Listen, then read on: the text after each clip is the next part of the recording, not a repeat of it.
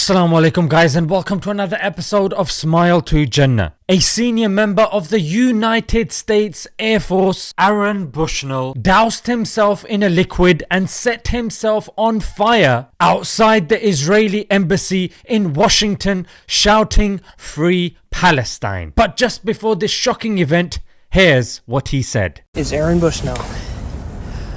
I am an active duty member of the United States Air Force, and I will no longer be complicit in genocide.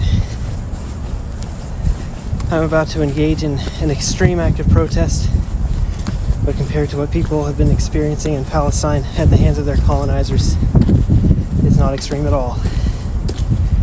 This is what our ruling class has decided will be normal.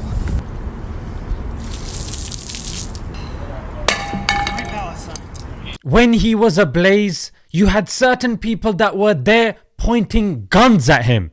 The guy was clearly unarmed. He was a threat only to himself, and that is why you can see the difference between the Israeli officials that were there and the American Secret Service. I don't need guns, I need fire. And that is why the protesters were saying this. You killed that man! Y'all pulled your guns out instead of goddamn fire extinguishers! If they had intervened earlier rather than pointing guns at him, waiting for him to die, then he probably could have survived. However, because of the amount of injuries that he faced, he passed away after 7 hours. Oh, Americans, the Israelis are not your friends. They don't care about you or your service men and women. And you know why?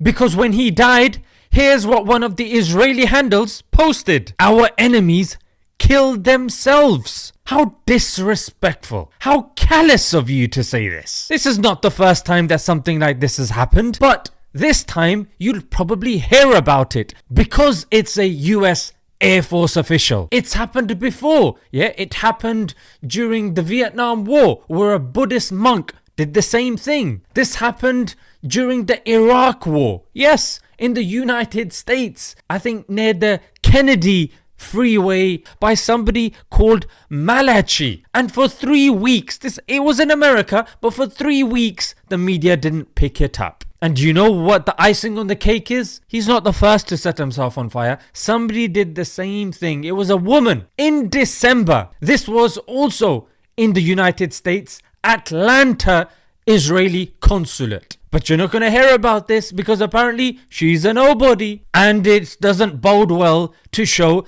that this is what people are being pushed towards. And why did he say, I don't want to be complicit? People are saying, oh, he's killing himself for another war. No, this is the war of the United States. Because here you can see in this article that the Air Force is being sent to Israel. And according to this document, it is mandatory that if the Air Force gets sent there, you must help Israel conduct this genocide. It's literally as simple as that. That is why the guy was brought to the end of his tether. And if this is not going to wake you up, then I don't know what will. Because this individual, ladies and gentlemen, was not a Muslim. Yes, he was part of something called the Community of Jesus. They tried to discredit him. Look at this Washington Post by saying, oh, he had an anarchist past. Oh, he was from this Community of Jesus group. And they were trying to discredit it. Who gives a damn? Because what this guy said is what's in the hearts and the minds of everybody. And you know what? The disabled American media, here's what one of the handles said.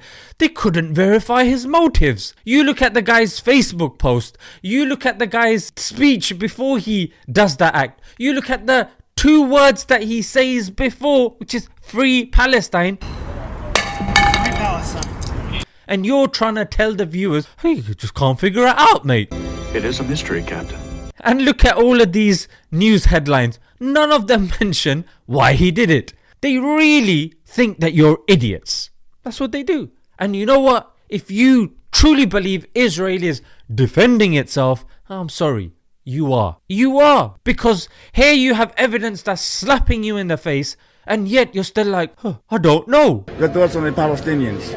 I don't have enough information on that. That's what Kanye West, the one who was giving it all that when it came to himself, now when it comes to something bigger than himself, I don't have enough information, frankly. Scared of them? What a sad moment in American history that your own army member goes in front of the embassy, says exactly who and what he's doing it for, yet the media is trying to convince you that this guy has a bit of a hazy past. He's got no Muslim links. The guy is just a human being, and he's forcibly being deployed to be a part of a genocide, and this is how he chooses to opt out.